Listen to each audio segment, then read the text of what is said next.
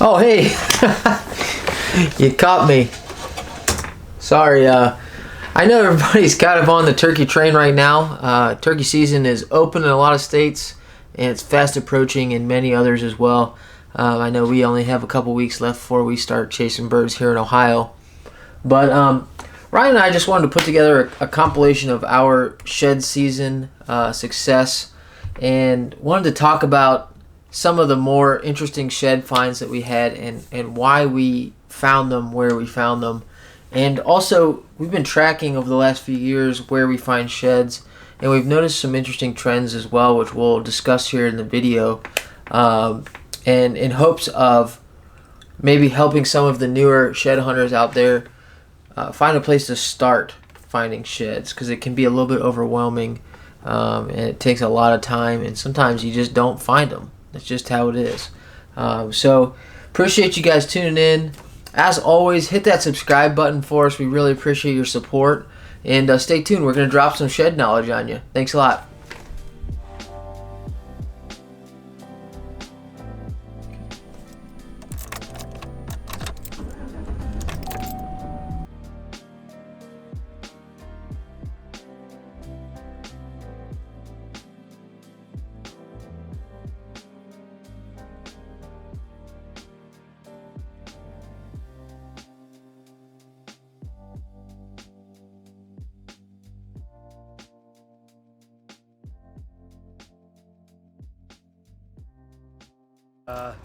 March 13th, I believe, and I don't have my stinking camera with me, and I'm pretty sure I just found a good one. It's an antler, I know that.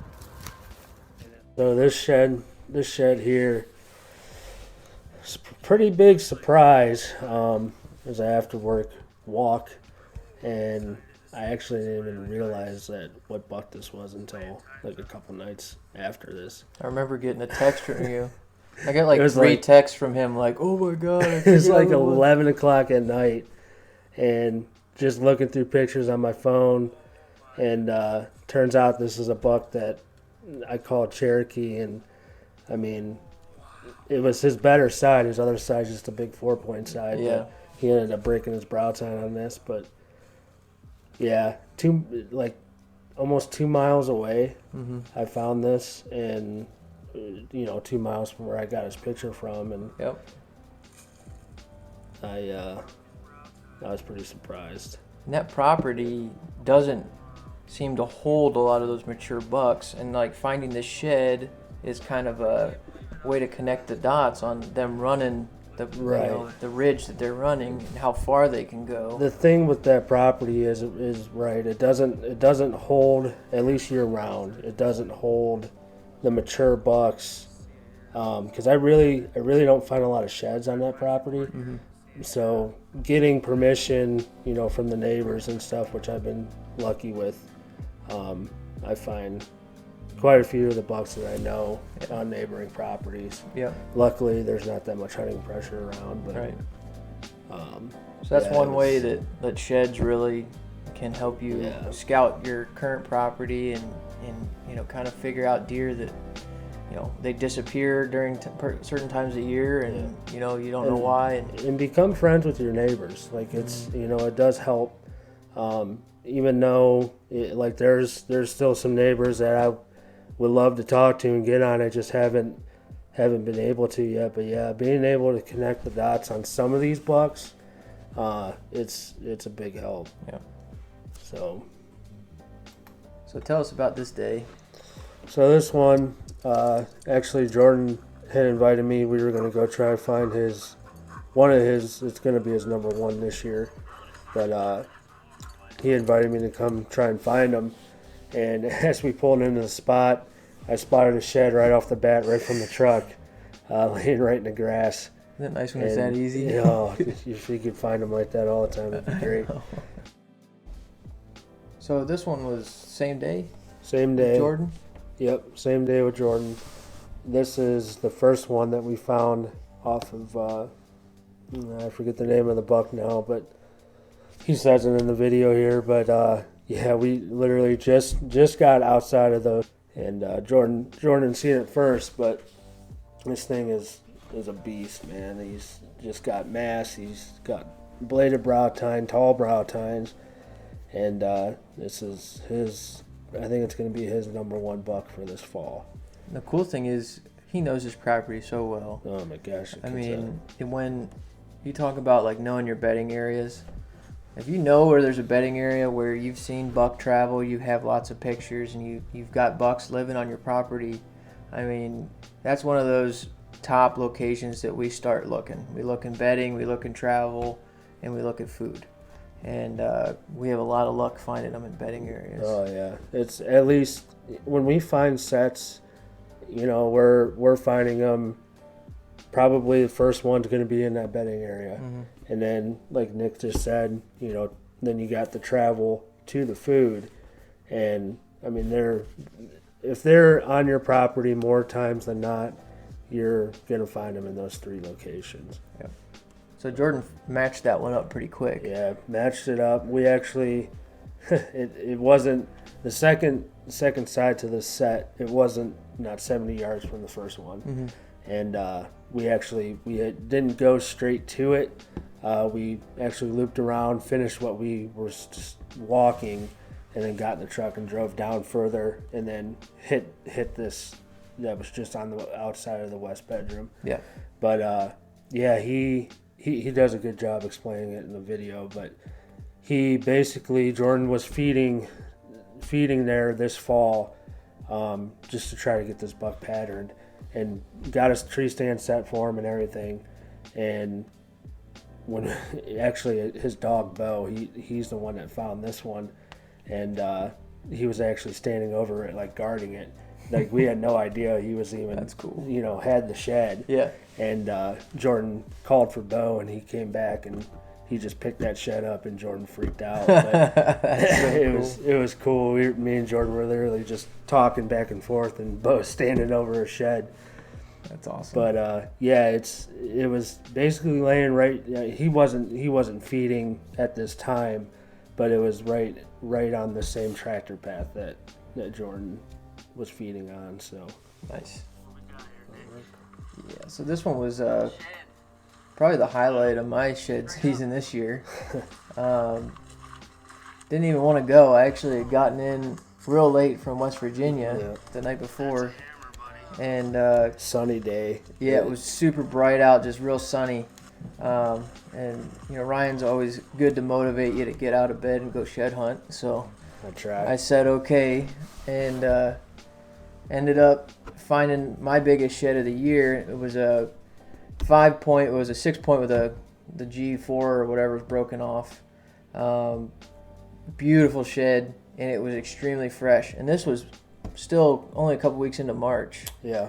And had fresh wax ring and everything. So we got really excited, thinking, let's find the other one. Yeah. Hopefully it's still out there somewhere. I hope it is. This is actually a property my buddy Al hunts, and he allows us to walk it and everything like that. And he actually had pictures of this buck. But yeah, I mean, if we could find it, we have not found the other side yet. No. If it's still out there, it'd be a sweet deer to match up. And yeah. Al, he sent us the pictures of the yeah, buck, that was it's cool. A nice buck. Yeah, and this setup here, basically where the shed was laying was on a pretty well-used trail that exits an oak ridge, like an oak flat, and it goes into a bedding area. So you know, when we hit heavy trails like that, we tend to follow them a little ways, especially if you're seeing big buck tracks on the trail. And in this particular instance, I was weaving back and forth on an edge created by the open oak flat and the bedding area, which was thick, like heavy brush. Yep. And I was just kind of going in and out, and this was right on a trail entering the bedding area. And I believe it to be him entering because of the way the antler was laying when we found it. It's pretty interesting. So this shed was my first shed of the day on public land. This is a secluded field that I like to hit. We hit it last year, had a lot of luck out there, but hit it by myself this time. And there's a big overlook area where it's a good spot to sit down and glass the field ahead of time. I had a great sun for it. So I sat down in a tree, threw up the binoculars, and literally the second I focused the binoculars, I was on a shed in the field, and I couldn't believe it. It's pretty crazy. But you can do a lot of work that way with your binoculars ahead of time, and kind of clear a lot of areas. Now, you do still want to hit certain areas on the ground where you get over into that field that you're looking at. But it's a good way to just find those obvious ones, and then you could focus on other areas and just know that there's a shed there. So I just pinned it on my Onyx maps and did a big loop and went and picked it up whenever I got over there. It's pretty cool. Yeah, like you said, you could kind of, like this spot here, you could see like probably half the field. Oh yeah, you know, yeah. And that really eliminates a lot of walking time. Mm-hmm. Especially when you're by yourself.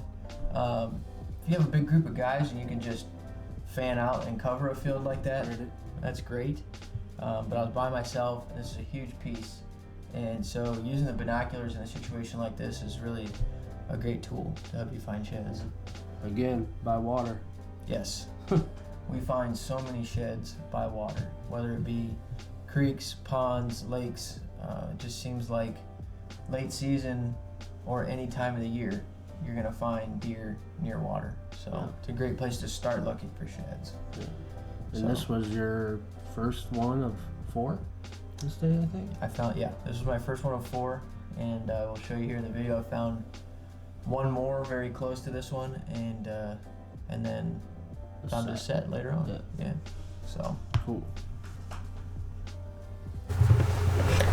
So here, later that same day, this is the set that I found. As you can see, they're very close together. It was likely bedded here or just traveling here, feeding here.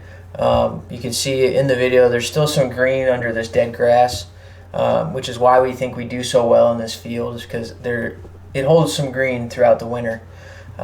This was actually 50 yards from another pond. Same general vicinity, but again, right by water again.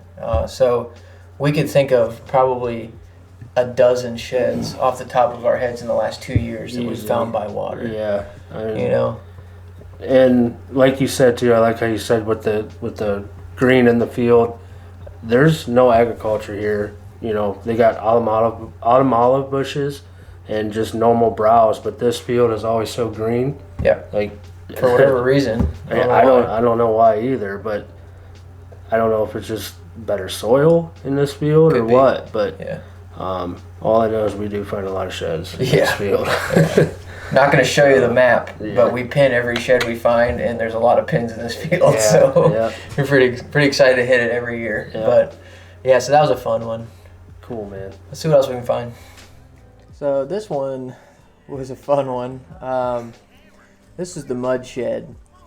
Actually walking one of Ryan's farms he has permission to hunt, and he'd walked this creek bottom a bunch of times in the last few years. Yeah, I don't even know if it's more like a ditch type deal. Kind of runs along a cut cornfield. I've only been on this coming year will be my 3rd year on this farm, but I walked right by this shed last year. I know I did. Yeah. And Ryan doesn't normally miss sheds, but he may have missed this one because it could have been covered more. It was submerged a few inches under the mud. There was just a couple tines sticking up in the base. But there was a big blowdown tree from this past year that could have revealed the shed. And really, I don't know if it's completely under the mud, if it would hold up longer. Well, the thing was, it wasn't chewed up that bad. Yeah. So, I'm guessing it probably was. And, like, when you seen it, you're like, I don't know if these are roots or what it is, but... It was a big old slammer. That was a 63-inch 4-point side there. That was pretty cool. But it was, in a little ditch. Probably could have dumped that antler as it entered the ditch, running down in, or... At one time or another, there may have been more water there where it had to jump over the water. We like to find, creeks and ditches and all kinds of stuff like that will cause them to jar that the headgear to make it come off. Another thing too, that we just came out of the center of that bedding area. There's a bedding area that runs right to this cut cornfield. Yeah.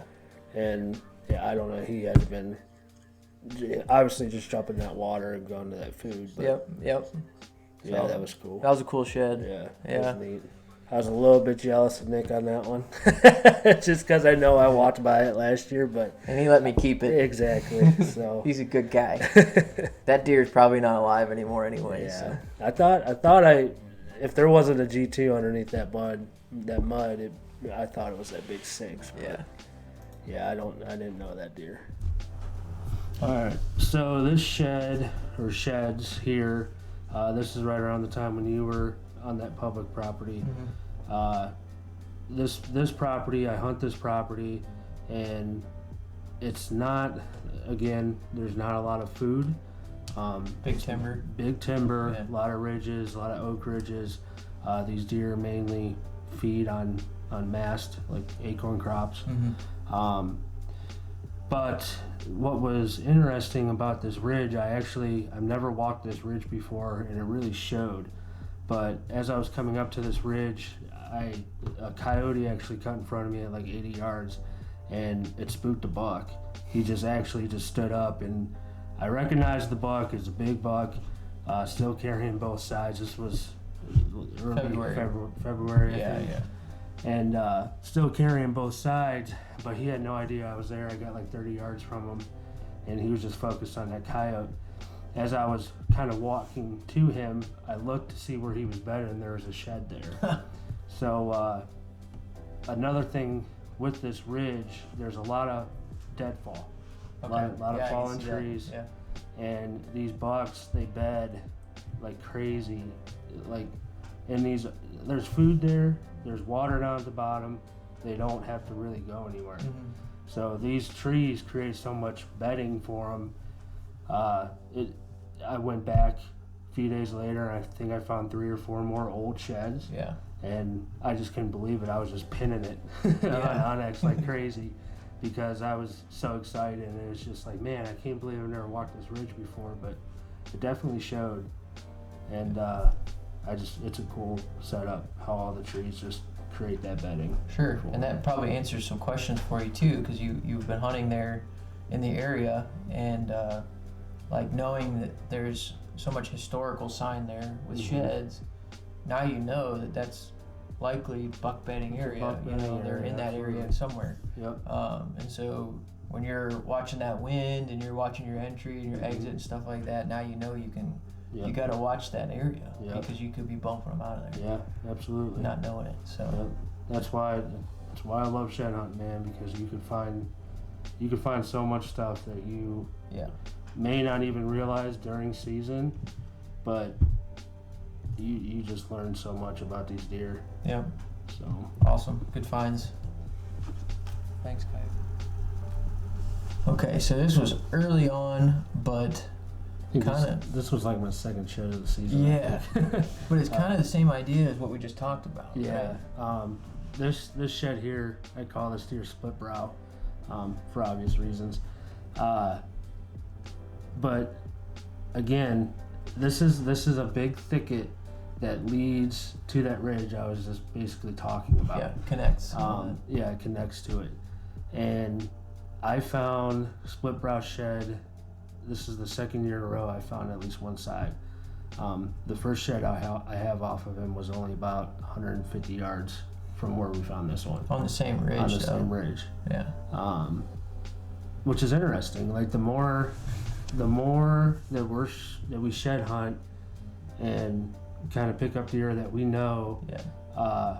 Each year we're finding those sheds in the same vicinity of each other, and it's kind of interesting. It is. I mean, to think that a whole year apart, that deer was on the same ridge, dropping his antlers 2 years in a row. Yeah. I mean, he lives there, so you know he lives there. And I'm getting closer, because this shed was only 60, 70 yards from my stand that I just hung this year, which was, I hung that stand for a totally different deer, but this is still a shooter in my book. And I mean, I'm close. Yeah. I'm right there. So I'm in his bubble. Yep. You know. And maybe make a little adjustment either one way or the other for the wind. Yep. Knowing that, you know, more specifically where he's bedding now up in there. Yep. So yeah, building this intel on deer in general just takes years and years, and I'm realizing that I've only shed hunted for a few years now, but already we're learning so much about how much of a pattern deer can be on, and which makes them killable. And sometimes it takes years, and sometimes it's not going to be that one buck that you want. But the more you get out shed hunt and walk and see where they're dropping these antlers, I mean, that's telling you where they're spending a lot of time. Yeah. And during that time of year. Like, yes, I was getting pictures of him throughout the whole entire season. They were sporadic, but this, at least late season, I know that I have a better chance killing him where I just hung the stand this past season. Right. You know what I mean? Yep. In that area. Yep. So. And it's an awesome deer. So yeah, he's a great deer. That's an awesome shed. He's going to be big this year. Yeah, he's going to be big. Yeah, he will. So. Cool. So, Jeff is a new guy on our team, and what better way to get to know a guy than to walk all of his properties for sheds, looking for his bucks that he's looking for. And find his sheds. And find his sheds for him. Sorry, Jeff. He's done great this year, too, on his own. But this particular ridge, he's in, central Ohio, a lot of farmland with some, timber ridges, that rolling hills above the farmland. And he actually found the other side of the shed a week prior in this hayfield that borders this timber. And we were just talking about this earlier in the video about how sometimes you find, one shed in the food source, and you'll find one shed on travel or in the bedding area. In this particular instance, he was in some thick stuff there, in a little clearing, but it looked like a good area for him to be bedded. Was this place was timbered, wasn't it? It had been timbered. Yeah, it had been a lot of laying, trees laying down. Yep. Yeah. Yeah. So like Nick said, Jeff found his side in the food. Nick found the other side in the bedding, and just again connecting those 2 points, or the 3 points, I guess, that we talk about. Yeah. But in this instance, the 2 points. That's basically, like, if Jeff's going to kill this deer this year, it's probably going to be in one of those two areas, over the food or in the bedding. We're trying to get in between. In between. Yep. Which is pretty cool. So that was a good shed. It's always good to find sheds for your buddies and get to know people through shed hunting. And Jeff's a good dude, so he is. We're excited to have him on. Yeah. So we found 3 sheds this day. You found a small one after this one, and then you found the next one too, which is pretty interesting. It's interesting because it might be the same deer that you and Jeff had found just the year before. We're pretty certain it is. I mean, you'll see it in the video. Jeff holds them up, the shed from the year before, and then the shed that Nick found. Yeah. Jeff holds them up together, and it looks like it's the same deer. Same genetics. Which, it was clear on the other side of the farm. Yeah. So, but Jeff said that they rotate the crops in there. Mm-hmm. So beans and corn, and who knows? Maybe the year before the deer was just living on that side of the farm, prior to what side of the farm he was living on this year. Yeah. So. And sometimes you just never know, they could get bumped, out of their core bedding or anything.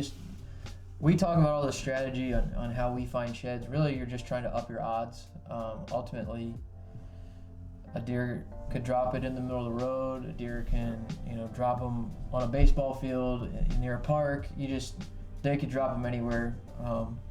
But we find that a lot of the areas we've covered in this video, kind of where we try to hit every year, and we have good success. Right, and it makes sense. Like that's why we're doing this video. Is for the ones that make the most sense, we're just trying to show you guys, on why we think they're there and why that we think they dropped them there. Yeah. So. And a couple other takeaways I think from this video, and things we've learned in the last few years, especially. The second you get out of the car, you're shed hunting. Mm-hmm. I know a lot of times it's easy to have a spot in mind. You want to burn into that spot and cover it, but we're just saying they could drop their sheds anywhere. So something I like to try to do is I never take the same route in and out to my spots, and do as much as you can to keep the sun in your favor when you're going in and out of your spots. Shed hunt every second that you're in the woods. Absolutely. Don't just shed hunt that one really good field and just burn through everything else, because you could miss some really good sheds in between. You never know. Yeah. You never know. Yeah. So we really appreciate you guys listening. I hope you took some good content, some good knowledge from this video. We're all still learning as we go too, and we definitely don't know it all, but we're just telling you where we found them in the past and what we do to get there. So pretty much. Yeah. Like and subscribe, please. Please like and subscribe. Please. It's so easy. Just click it. Just click it. Click it. All right. Catch you guys in the next video. See ya.